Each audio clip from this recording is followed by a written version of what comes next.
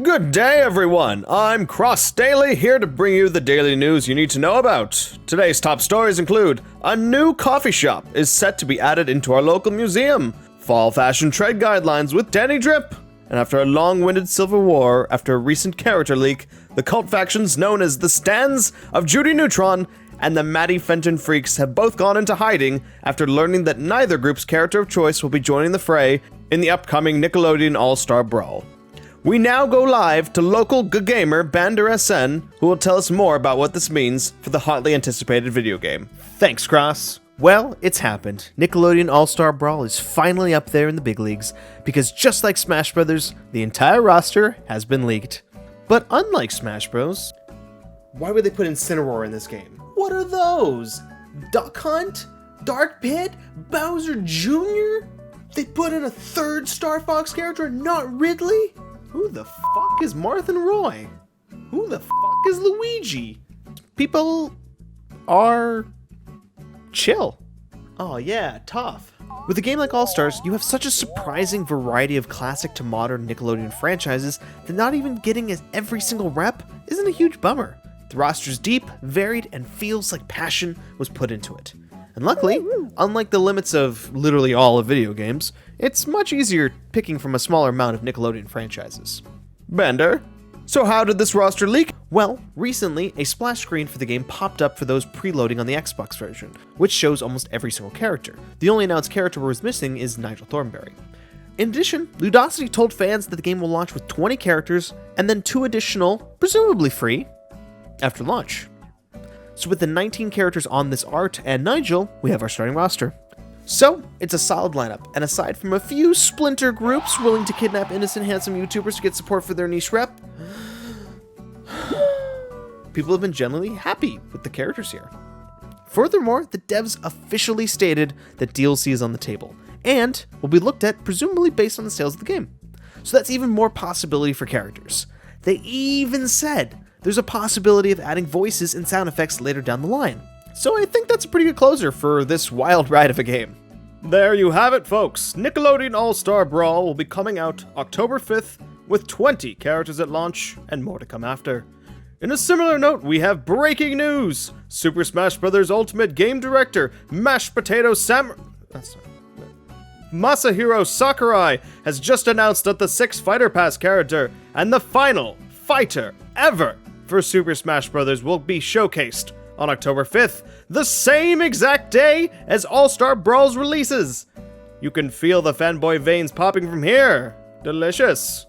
Well, guess I better rev up those fryers, because there's a lot to talk about today. Wake up, everybody, because we are rapidly approaching the release date of Nickelodeon All Star Brawl, and there is a ton to talk about. Since the last time I spoke about this game, we've gotten so much new information, gameplay, and community impressions. I mean, seriously, when I was making that video, there wasn't even a single full match available to watch. We were so young back then.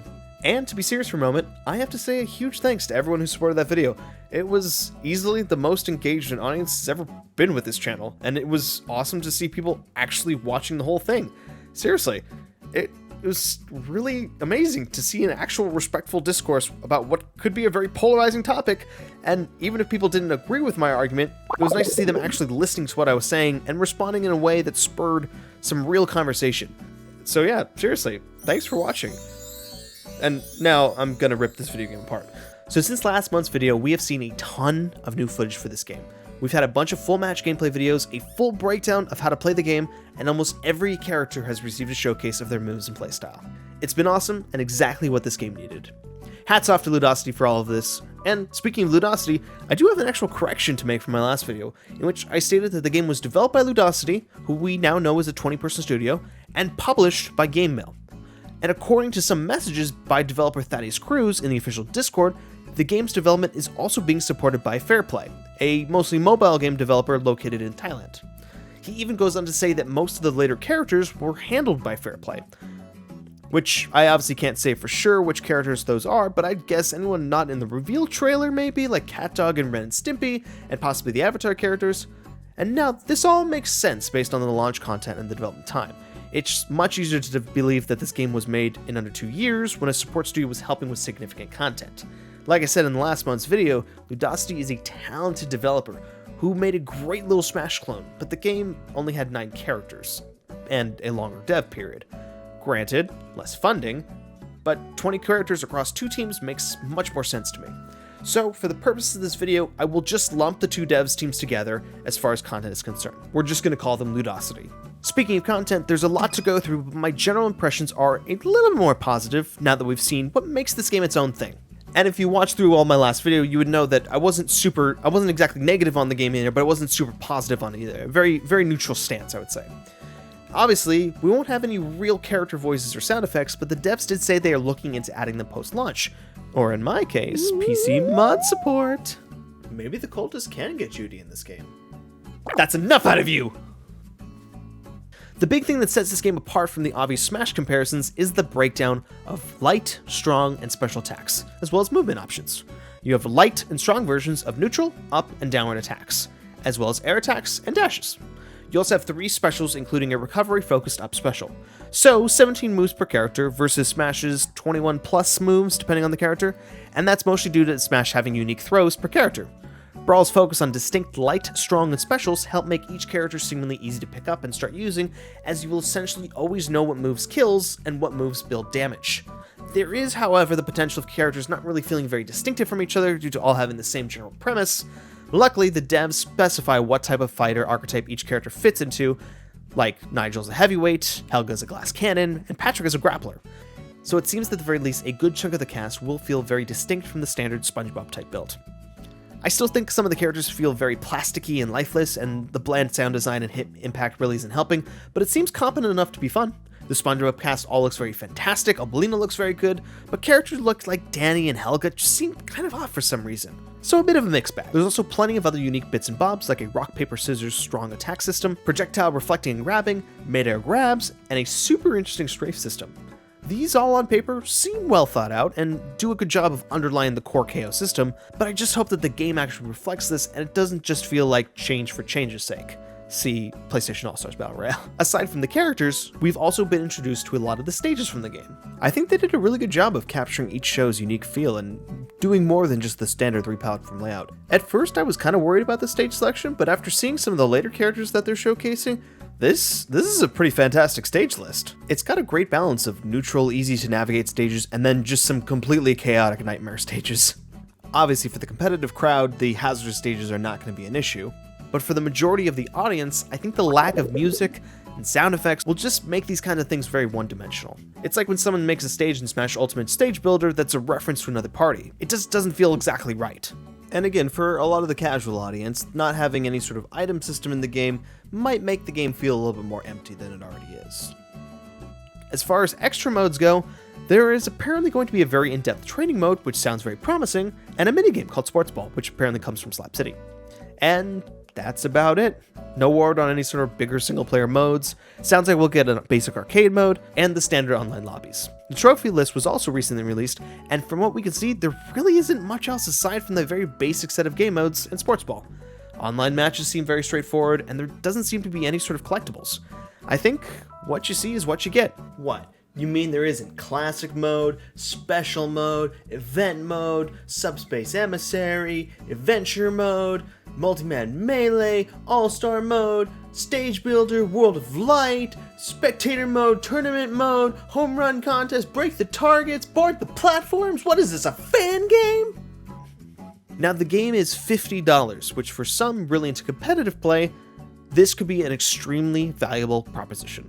Small cast, competitively tuned dev with a ton of competitive quality of life. For the casual player, this might seem a little weak. I don't know if I'm missing something here, but this seems like less content than the original Smash Bros. 64, and compared to Smash Ultimate, it's only $10 more, and it's a fraction of the content. And I know, smaller budget, smaller team, but my concerns mainly point towards Nick and Game Mill, and not at all at Ludocity. I think the core gameplay is there. It looks solid enough, and with this great cast of characters, that'll really carry the game through. And I think this game is going to kill in the competitive scene because the content that they want is there in spades. If the game sells well enough, the support will keep up, and the hardcore players will get even more content. It's going to be a good time for them.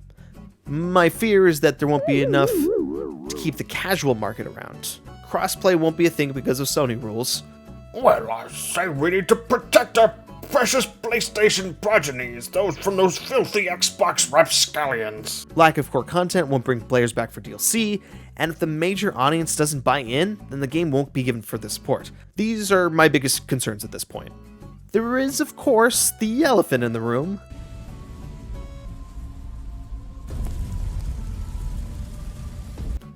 Sakurai, that slimy rat-faced double-crossing. Whoa. Do we really think that Masahiro Sakurai would intentionally schedule the final character showcase ever for Super Smash Bros. Ultimate on the same day as All Star Brawl's release date? The character showcase that will make or break millions of players' hopes and dreams as a single character slot stands in the way of their favorite character making it to the game? The potential final showcase ever from Sakurai himself as he potentially retires from directing Smash Bros. Games forever?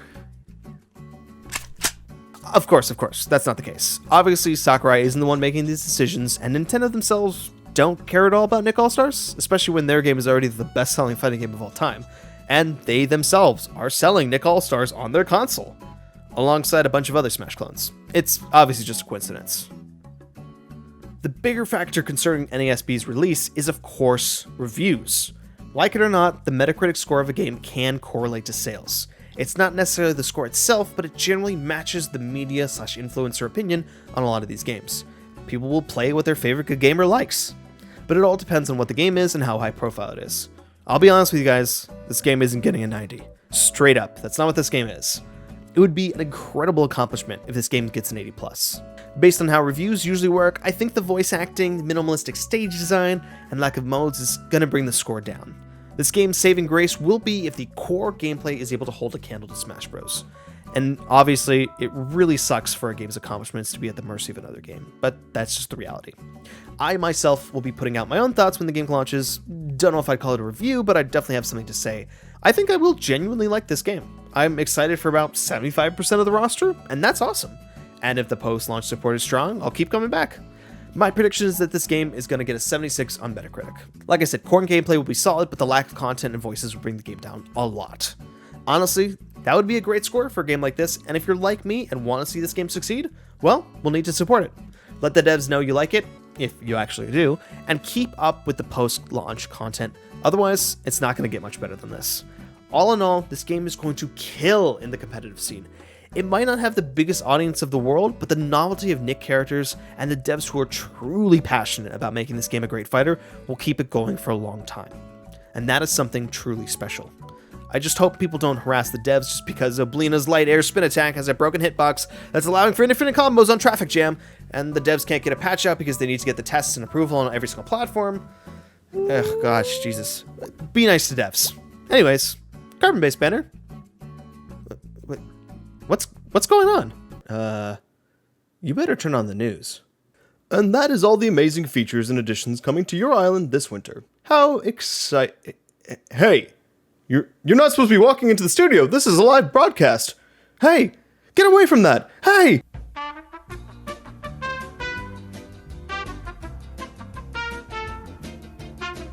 People of Racunia, we interrupt your regularly scheduled programming to announce that the stands of Judy Neutron, the Maddie Fenton Freaks, and the recently established but equally valid Children of Aurora, The mom from Tak and the Power of Juju, have decided to put aside our differences and join forces once again. Oh no. What do they hope to accomplish? With the power of PC gaming and mods, we are going to create our own version of Nickelodeon All Star Brawl, where anybody is free to worship all the great women of the Nickelodeon metaverse. Our own perfect Smash Bros. Clone. Oh, okay. That doesn't sound so bad. And any sick degenerate who tries to play a platform fighter that doesn't have Judy, Maddie, or Aurora Juju will be re-educated in one of our many fine cultural centers, where they will be forced to play the Game Boy Advanced version of Rugrats Go Wild. Pfft, I've dealt with these losers before. They won't stop me from playing my version of Framemakers when it comes out. Ow.